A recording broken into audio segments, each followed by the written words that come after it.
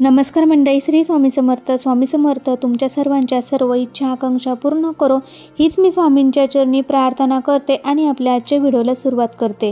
तर नवरात्रीचा चौथी माळ पूजा कशी करावी, नैवेद्य कोणता, माळ कोणती, कुष्मांडा देवीची पूजा आपल्याला कशी करायची आहे, नवरात्रीच्या चौथ्या दिवशी आपल्याला कोणत्या रंगाची माळ, आपल्याला फुलाची माळ आहे तर ती आपल्याला घटाला घालायची आहे, कोणता रंग हा आपल्याला परिधान करायचा आहे, याचबद्दलची संपूर्ण माहिती मी तुम्हाला देणार आहे. त्यासाठी व्हिडिओ शेवटपर्यंत नक्की बघा. चॅनलवरती नवीन असाल तर आपल्या चॅनलला नक्की सबस्क्राईब करा. आश्विन शुद्ध प्रतिपदा ते नवमी या कालावधीत साजरा होणारा शारदीय नवरात्रीचा म्हणजे साक्षात शक्ती देवाचा उत्सव मानला जातो. दुर्गा देवीच्या 9 रूपांचे विशेष महत्त्व असून त्यांना नवदुर्गा असे म्हटले जाते. गुरुवार 25 सप्टेंबर 2025 रोजी नवरात्रीचा चौथा दिवस असून या दिवशी कुष्मांडा देवीची उपासना केली जाते. या पूजाविषयी आपण संपूर्ण माहिती, कोणता नैवेद्य अर्पण करावा, त्याचप्रमाणे आपल्याला कोणत्या रंगाची साडी आहे तर ती परिधान करायची आहे, आपल्याला कोणती माळ आहे तर ती घटाला घालायची आहे, याबद्दलची संपूर्ण माहिती मी तुम्हाला देणार आहे. त्यासाठी व्हिडिओ शेवटपर्यंत नक्की बघा. तुम्ही चॅनलवरती नवीन असाल तर नक्की आपल्या चॅनलला सबस्क्राईब करा. दुर्गेच्या चौथ्या रूपाला कुष्मांडा देवी म्हणतात. अष्टभुजा असलेल्या या देवीच्या हातात बाण, चक्र, गदा, अमृत कलश, मंगळ, कमंडलू, सिद्धी आणि निधीची माळ आहे. सिंह हे तिचे वाहन असून देवी ही सिंहासनाने ब्रह्मांड निर्माण केल्यामुळे या देवीला कुष्मांडा असे नाव मिळाले. या दिवशी साधकाचे मन अनाहत चक्रात स्थिर होते. देवीचे निवासस्थान सूर्यमंडळात असून तेथे वास करण्याची शक्ती केवळ तिच्यात आहे असे मानले जाते. त्यामुळे आपल्याला या दिवशी कुष्मांडा देवीची ही पूजा करायची आहे.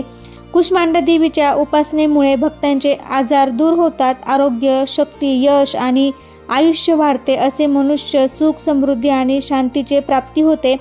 त्यासाठी या दिवशी आपल्याला कुष्मांडा देवीची ही पूजा करायची आहे.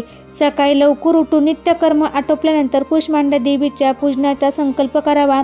पूजनावेळी हिरव्या रंगाचे वस्त्र परिधान करणे शुभ मानले जाते.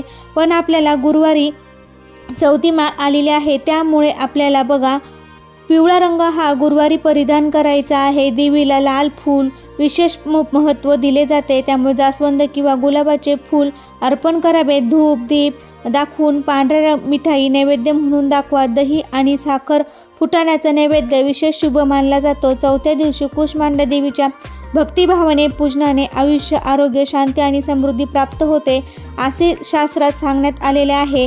त्याचप्रमाणे आपल्याला या दिवशी सर्व मंगल मांगल्ये शिवे सर्वत्र साधिके शरण्ये त्र्यंबके गौरी नारायणी नमोस्तुते या मंत्राचा आपल्याला जप करायचा आहे. त्याचप्रमाणे शक्य झालं तर दुर्गा सप्तशतीचा पाठ देखील करायचा आहे. गुरुवारी आणि उद्या चौथी माळ आहे तर आपल्याला पिवळा रंग हा परिधान करायचा आहे. आपल्याला घटाला आबोलीची फुले किंवा तरडा असेल किंवा पिवळे गोकर्णीचे फुले असेल तर त्याची माळ आपल्याला घटाला घालायची आहे. फूल मावाचा नैवेद्य जो आहे तर तो आपल्या चौथ्या दिवशी कुष्मांडा देवीला दाखवायचा आहे. आणि आपल्याला मी सांगितल्याप्रमाणे घटाला आबोलीचे फुले किंवा पिवळे फुले किंवा तुमच्याकडे जर तेरडा असेल तर तेरड्याच्या पानाची फुलाची माळ तुम्हाला घटाला घालायची आहे. आणि आपल्याला गुरुवारी ही चौथी माळ आलेली आहे. कुष्मांडा देवीला पिवळा रंग हा आपल्याला साडीचा परिधान करायचा आहे. तर अशा प्रकारे नवरात्रीच्या चौथ्या दिवशी पूजा कशी करावी, नैवेद्य कोणता, माळ कोणती, कुष्मांडा देवीची पूजा कशी करावी, कोणता नैवेद्य दाखवावा, याबद्दलची संपूर्ण माहिती मी तुम्हाला दिलेली आहे. त्यासाठी व्हिडिओ नक्की बघा. कसा वाटला व्हिडिओ शेवटपर्यंत नक्की पहा. चॅनलवरती नवीन असाल तर आपल्या चॅनलला नक्की सबस्क्राईब करा. श्री स्वामी समर्थ. धन्यवाद.